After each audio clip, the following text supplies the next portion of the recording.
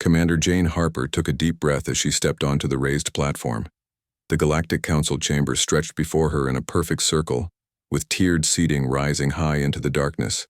Representatives from 17 alien species watched her with expressions ranging from boredom to open contempt.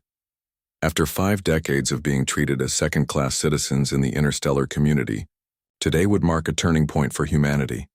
The air in the chamber felt thick and slightly sweet, adjusted to accommodate the breathing preferences of the Council's founding species. Jane had always found it too cloying, but today she barely noticed it. Her focus remained on the 7 senior council members seated at the elevated central dais. High Arbiter Julmak of the Ventari Dominion raised a tentacled limb, signaling for silence. His translucent skin pulsed with patterns of blue light, a sign of mild irritation Jane had learned during her 3 years as Earth's representative. "The Council recognizes the human delegate," Julmak said, his voice translator giving his words an artificial smoothness. "You may present your petition, though I remind you the Council has already rejected human applications for full membership status 3 times in the past decade." Jane nodded respectfully, though inside she seethed. Every human who had stood where she stood had faced the same dismissive attitude.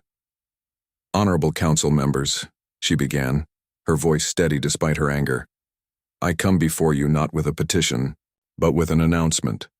For 50 years, Earth has contributed technology, resources, and soldiers to Council initiatives. Our medical advances have saved millions across Council space.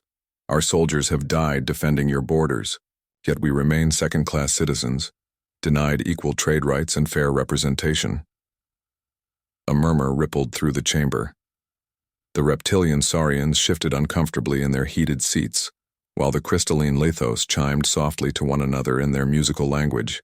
"Earth's unified government has reached a decision," Jane continued.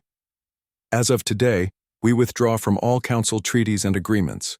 Earth will no longer provide technological support, military assistance, or trade benefits to Council worlds."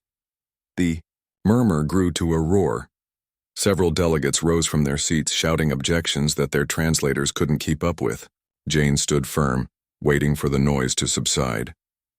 Julmak slammed his ceremonial staff against the floor, sending a boom echoing through the chamber. "Silence," he demanded, the blue patterns on his skin now pulsing angry red. "Delegate Harper, surely your government understands the consequences of such a rash action. No species has ever withdrawn from Council protection.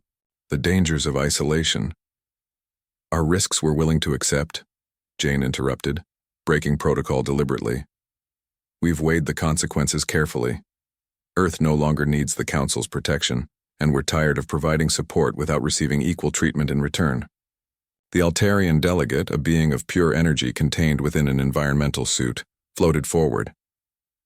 "But the humans lack the necessary evolutionary maturity," it said, its voice crackling like static through its translator. "Your species is barely 5,000 years into its civilized development. The Council's youngest other member is the Tellurians, who have maintained interstellar peace for 30,000 years. Jane smiled thinly. This was the same argument they always used. Humans were too young, too aggressive, too unpredictable. Our immaturity hasn't stopped the Council from using our military when convenient, or implementing our medical technology across your worlds. Perhaps in another century you might recognize our value."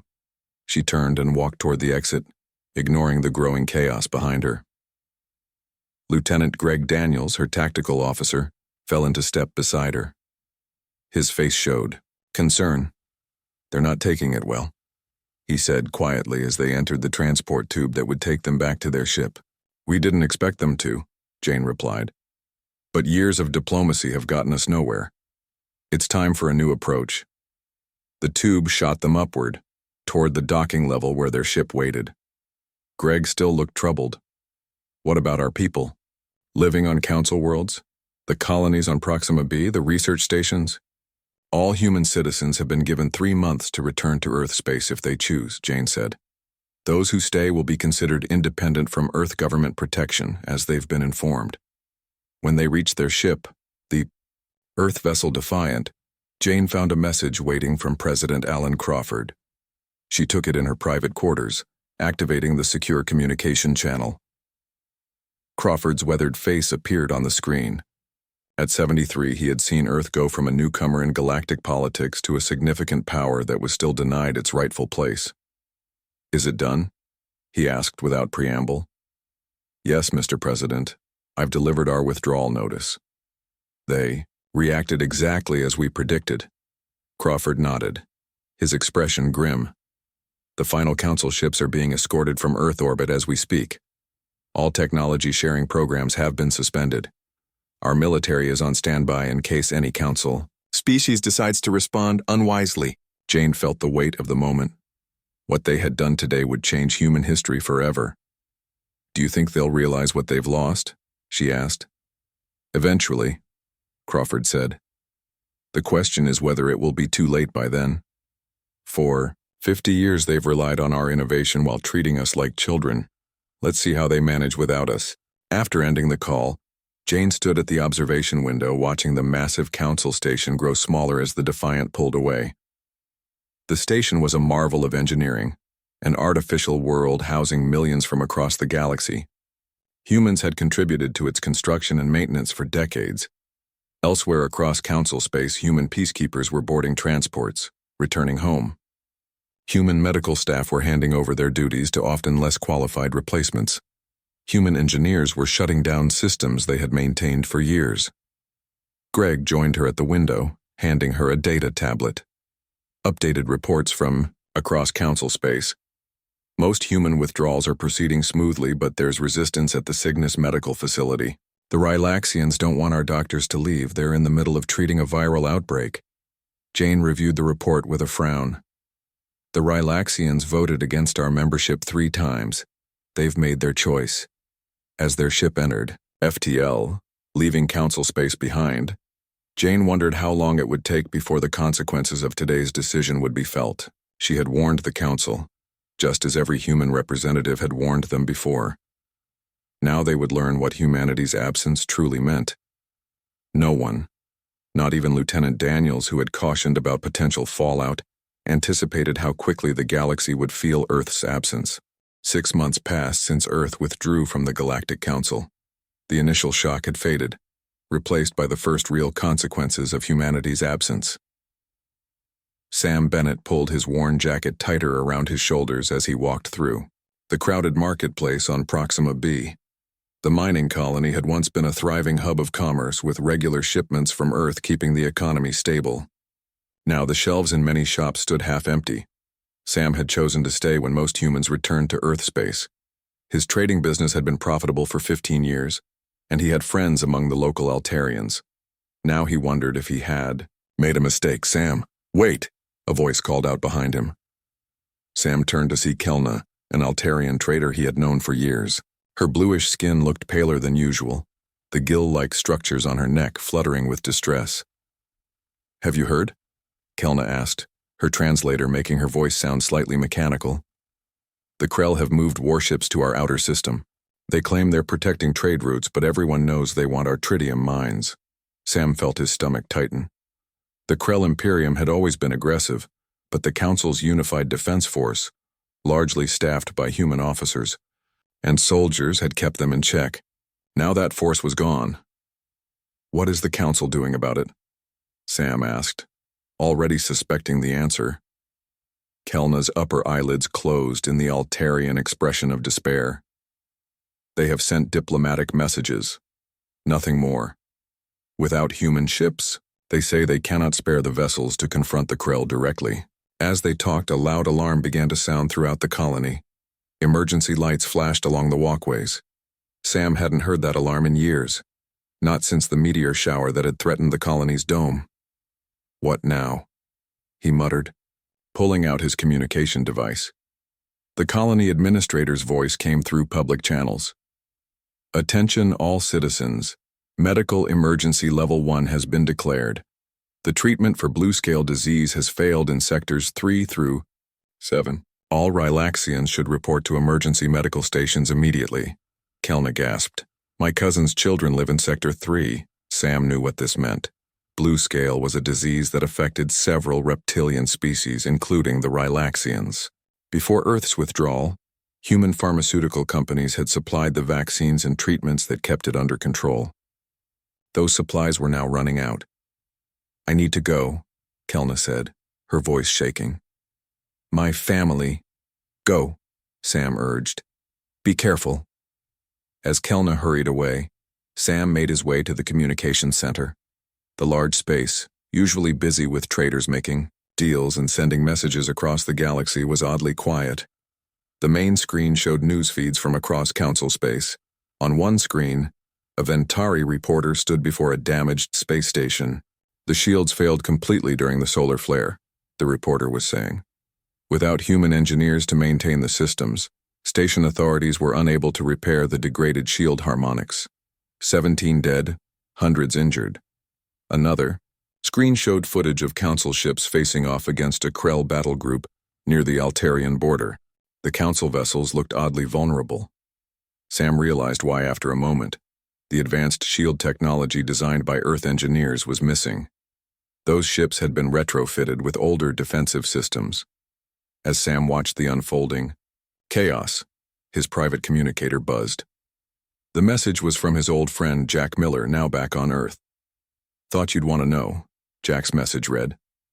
"Earth's doing better than anyone expected. Without Council technology restrictions, innovation has exploded. Olivia Martinez just tested a new FTL drive that's 3 times faster than anything the Council has. They're calling it the Freedom Drive. Fitting, right? How are things out there?" Sam looked up at the screens showing conflicts and crises across Council space, then back at his friend's message. How could he explain that things were falling apart, without sounding like he was begging Earth to return? Meanwhile, on Earth, the unified government held an emergency session. President Crawford stood before the assembled leaders, reviewing reports from across former Council space. "The situation is deteriorating faster than our models predicted," he said, his voice grave. "The Council relied on us far more than even we realized. Their medical systems, defense networks, shield technology, all were maintained primarily by human specialists." Defense Minister Linda Powell nodded in agreement. "Our intelligence suggests that border conflicts have broken out in 3 sectors.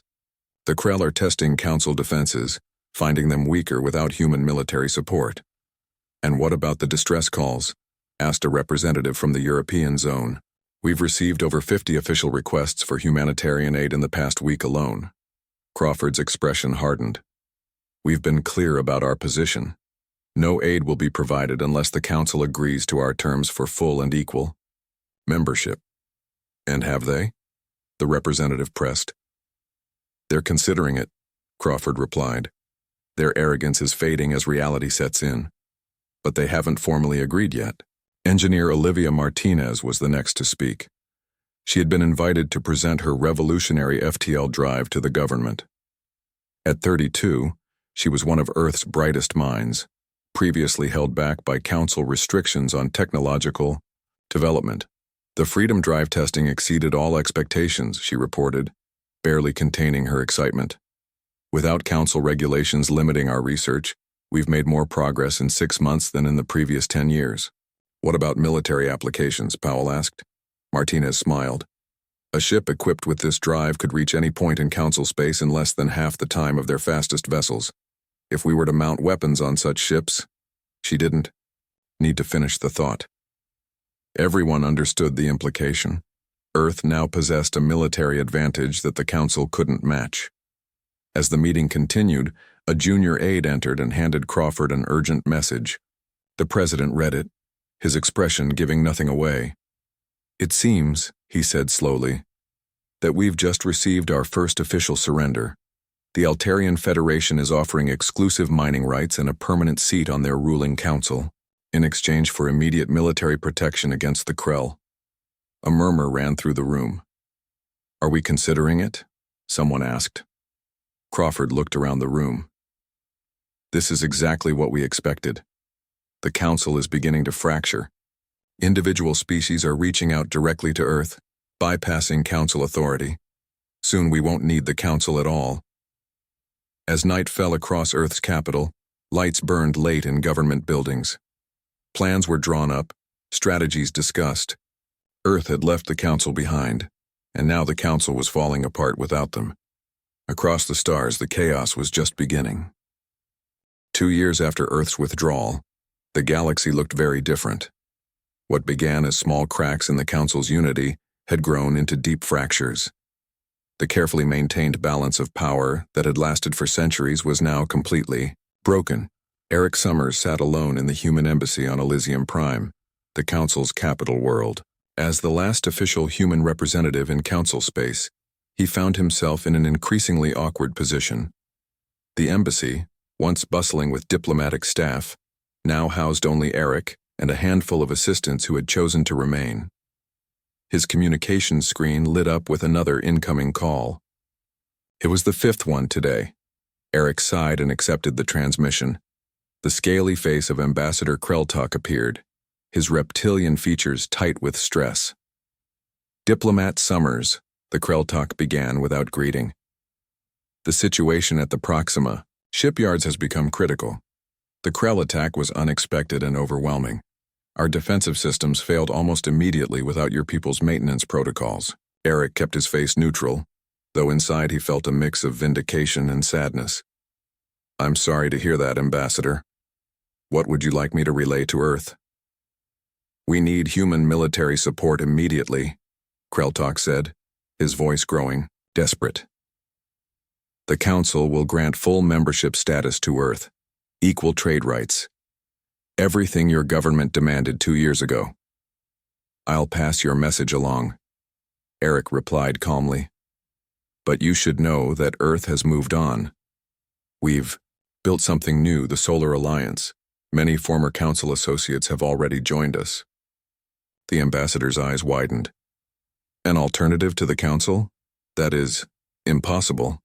Eric smiled slightly. "Many things the Council called impossible have happened in the past 2 years. I'll contact you when I receive a response from Earth." After ending the call, Eric looked out his window at the gleaming towers of Elysium Prime. The city still appeared magnificent, but appearances were deceiving. Food shortages had begun in the outer districts. The advanced defense grid that protected the planet flickered unpredictably without human engineers to maintain it. Eric's private communicator buzzed with an encrypted message from Admiral Kelly Russo, Earth's new military leader. Eric had been expecting this update. "The Solar Alliance now includes 27 former Council worlds and colonies," Russo's message read. "The Altarians joined officially yesterday, bringing their entire fleet with them. The Tellurians are negotiating terms. Most importantly, we've made contact with 15 non-Council species who were deemed too primitive for contact by Council standards. They're eager for the opportunity to join a more equal galactic community." Eric felt a surge of pride. Earth had not only survived its isolation but thrived. The Council had never imagined that humans would create their own alliance, one based on mutual respect rather than the Council's hierarchical structure. His thoughts were interrupted by the building's alert system. "Warning. Unscheduled Council session in progress. All diplomatic personnel requested to attend." This was unusual.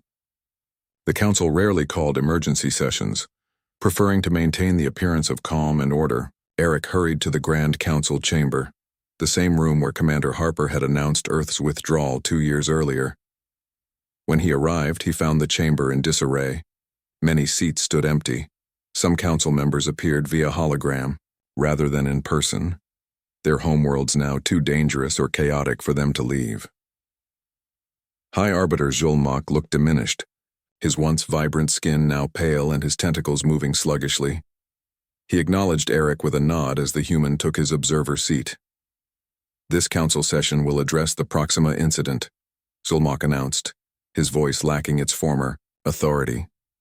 "As most of you know, the main shipyards have fallen to Krell forces. Without those construction facilities, we cannot replace the vessels lost in recent conflicts." Voices rose in argument. The Saurian representative stood, pointing an accusing claw at the Ventari delegation. "You promised protection for our outer colonies. Now they fall one by one to pirates and warlords."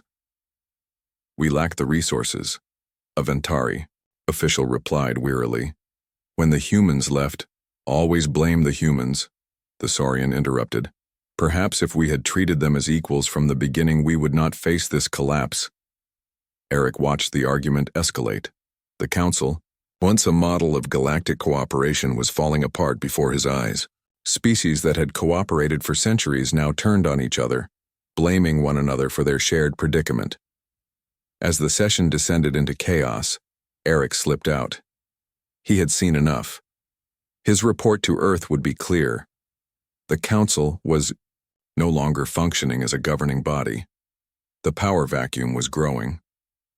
Far from Elysium Prime, on the edge of what was once secure Council space, Captain Frank Miller of the Earth vessel Horizon responded to a distress signal.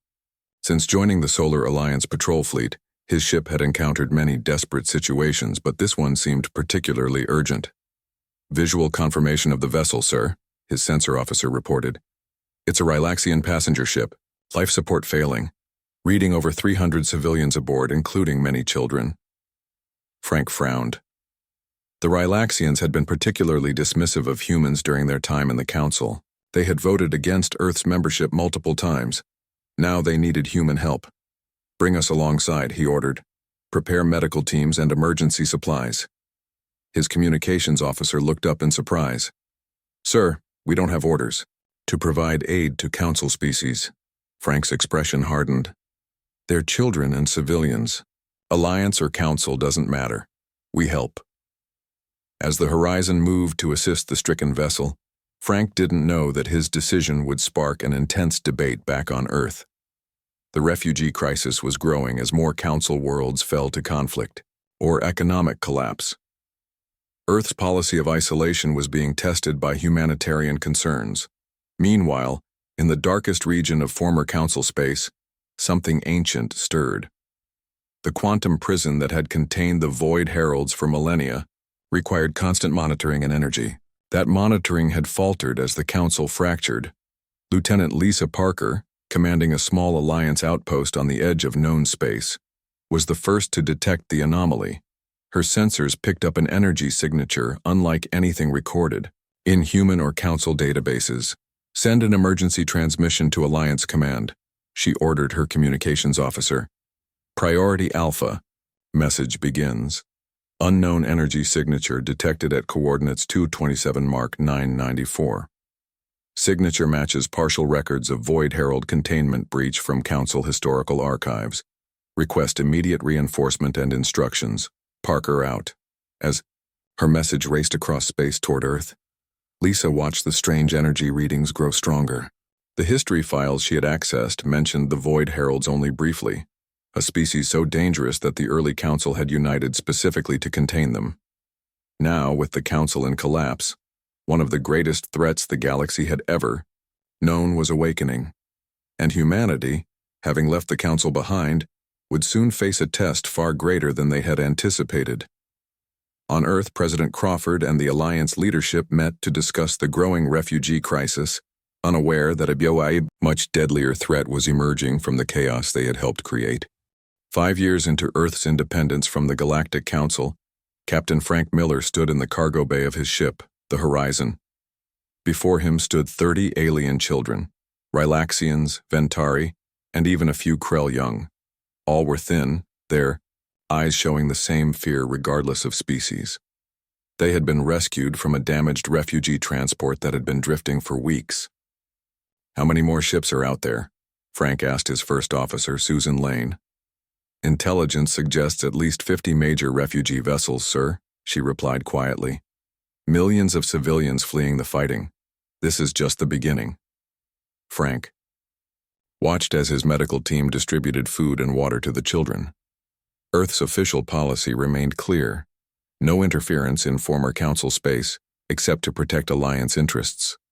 But Frank, like many Alliance captains, found it harder and harder to ignore the humanitarian crisis unfolding across the stars. "Sir," Susan continued, "Alliance Command is requesting our report on the refugees. What should I tell them?" Frank thought for a moment. "Tell them we have 30 orphaned children aboard. Ask for instructions on where to deliver them." "And if they order us to return them to Council space?" Frank's jaw tightened. "Then I'll suddenly develop communication problems. These kids aren't going back to die. Back on Earth, in the Alliance headquarters that had once been the human government complex, President Crawford faced a divided leadership council. The debate had raged for hours. "We cannot become the galaxy's refugee center," Defense Minister Powell argued. "Our resources are stretched thin enough protecting our own worlds and allies." "But these are children," responded Health Director Maya Johnson. "How can we claim to be better than the Council if we turn away the most vulnerable?" Crawford listened to both sides, his face showing the strain of 5 years of difficult decisions. The Alliance had grown stronger than anyone had predicted. Over 40 former Council worlds had joined, along with numerous species the Council had deemed too primitive for contact. Earthships patrolled trade routes that had once been Council territory. Human technology, freed from Council restrictions, had advanced rapidly. But with the Council's complete collapse, something unexpected had happened. Humanity had become the dominant power in the galaxy almost by accident. Now everyone looked to Earth for leadership, even their former oppressors. "We have a more immediate problem," said Admiral Kelly Russo, interrupting the refugee debate. She activated the holographic display at the center of the room. It showed a spreading darkness at the edge of former Council space. "The Void Heralds?" she explained grimly. "Lieutenant Parker's outpost confirmed it 3 days ago.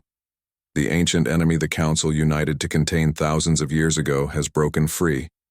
Already 17 worlds have gone dark." A heavy silence fell over the room. The Void Heralds were creatures of legend, so dangerous that even the Council's historical records contained few details. All anyone knew for certain was that they consumed all life on planets they touched, leaving only dead worlds behind. "The Council contained them once," Crawford said. "How did they do it?" "According to the records we've obtained, it required the combined fleets of all Council species," Russo replied. "A unified effort unlike anything seen before or since. But now," she didn't need to finish the thought. The Council no longer existed as a unified force. Its former members fought among themselves over scraps of their once great civilization. "So it falls to us," Crawford said quietly. "The fate they tried to protect us from by keeping us as second-class citizens now falls to humans to face." He stood up, looking at each Council member in turn. "Contact all Alliance worlds. We need every ship, every weapon, and..." He paused, the words difficult to say. "Send a message to the remaining Council representatives. Tell them Earth stands ready to protect all worlds, Council or not, against this threat." As the Council members filed out with their assignments, Crawford was left alone with Admiral Russo. "Can we really do this, Kelly?" he asked, dropping the formal tone now that they were alone. "Can we unite the galaxy when the Council failed?" "We have to try," she replied. "And we have one advantage they never had." "What's that?" "We know what it's like to be the underdog," she said with a small smile.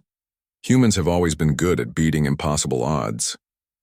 On the front line, Lieutenant Lisa Parker's outpost had become the forward command center for Alliance forces. As the ranking officer who had first detected the Void Herald emergence, she found herself suddenly in charge of the first defense line. 3 more Alliance vessels have arrived, her aide reported, and 2 former Council ships are requesting permission to join our defense formation. Lisa raised an eyebrow in surprise. "Former Council? What species?" "Ventari and Saurian, ma'am. They say they're here to help." Lisa hadn't expected this. The Ventari especially had always been among the most dismissive of humans. Now they came, asking to serve under human command. She made her decision quickly. "Welcome them to the formation. We need every ship we can get." Through the viewport she could see the darkness spreading. The Void Heralds didn't use conventional ships or weapons. They traveled as a wave of energy that seemed to devour light itself. Conventional sensors barely detected them until they were almost upon you. Lisa studied the tactical display. Her small fleet was all that stood between the Heralds and the populated worlds beyond. It wouldn't be enough, but they would buy time for the main Alliance forces to mobilize. One of her officers approached with a communication pad. "Message from Earth, ma'am.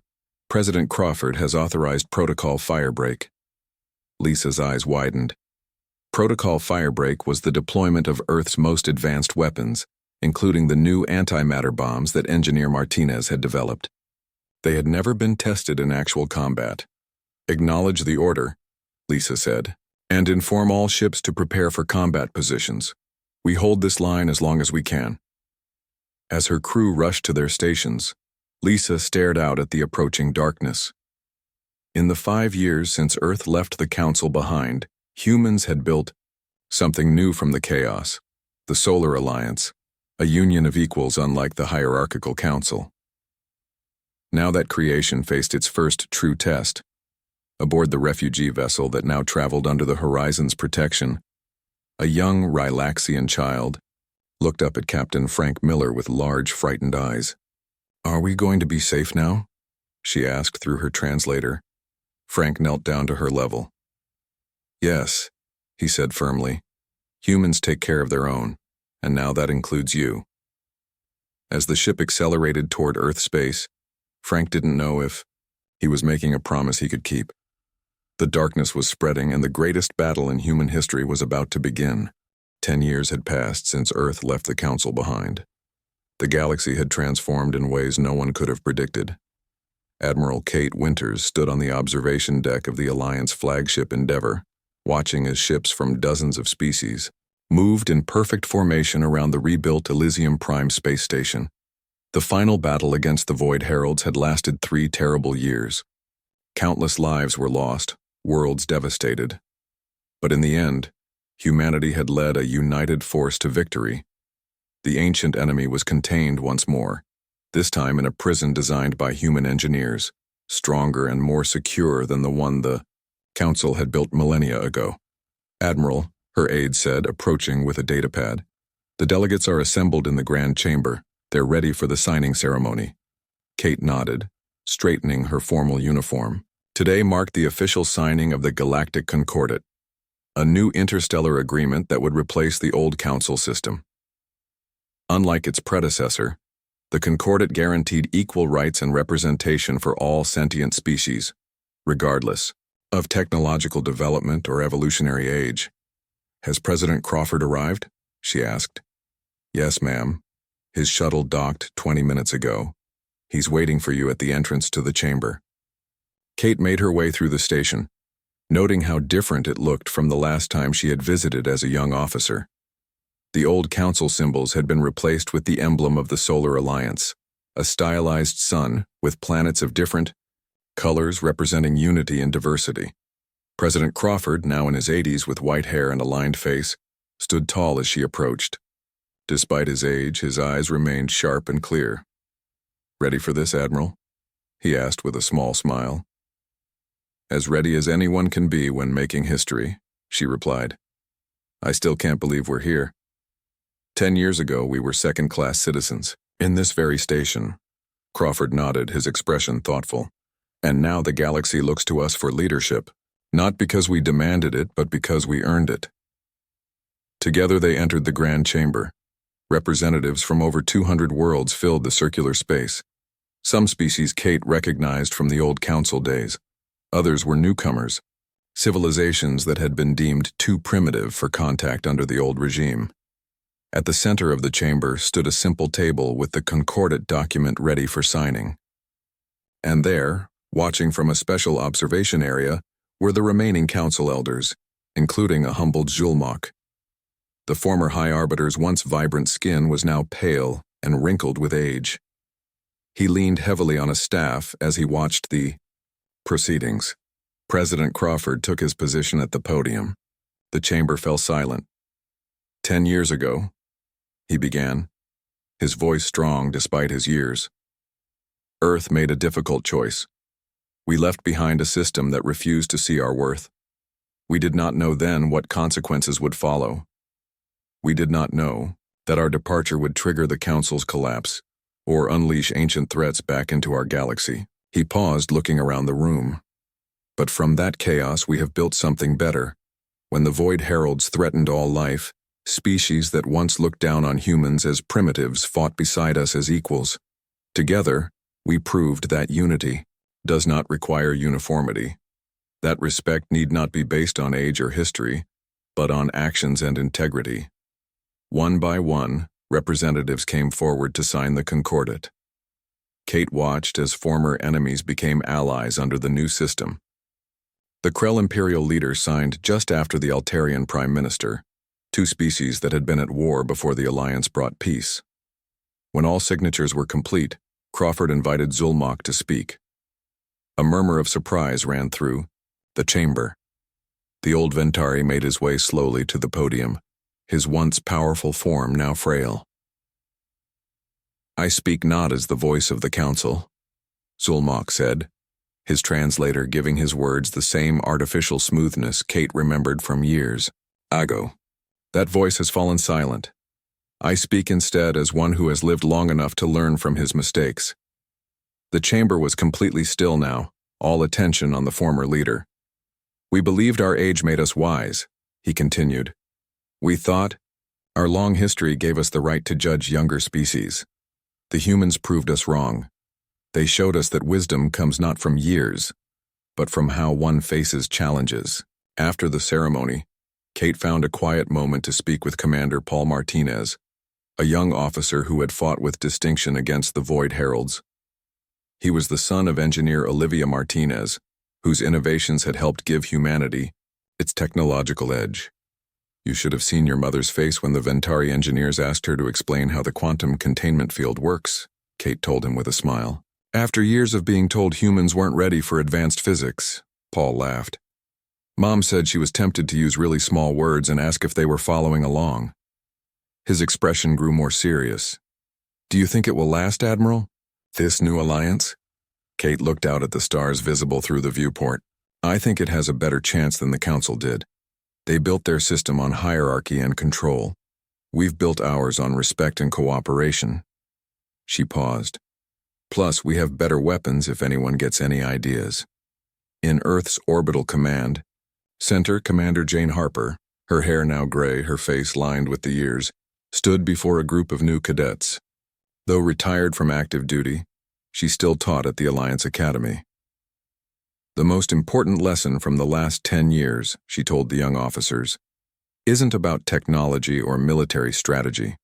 It's about understanding what truly makes humanity strong." She pointed to a display showing the diverse Alliance fleet. "The Council never understood that humanity's greatest strength wasn't our weapons or our innovations. It was our experience with chaos and uncertainty. We spent our entire history learning to adapt and thrive in changing circumstances while they only knew rigid order." A young cadet raised her hand. "Commander Harper, do you regret the decision to leave the Council, considering all that happened afterward?" Jane thought about the question. She remembered delivering Earth's withdrawal, noticed the chaos that followed, the terrible war against the Void Heralds. But she also thought about what had been built from that chaos, a true alliance of equals, a new order in the galaxy. "No," she said finally. "The path was difficult, and the cost was high. But sometimes, you need to take a step into the unknown, to create something better." She smiled at the cadets. "That's the true legacy of humanity.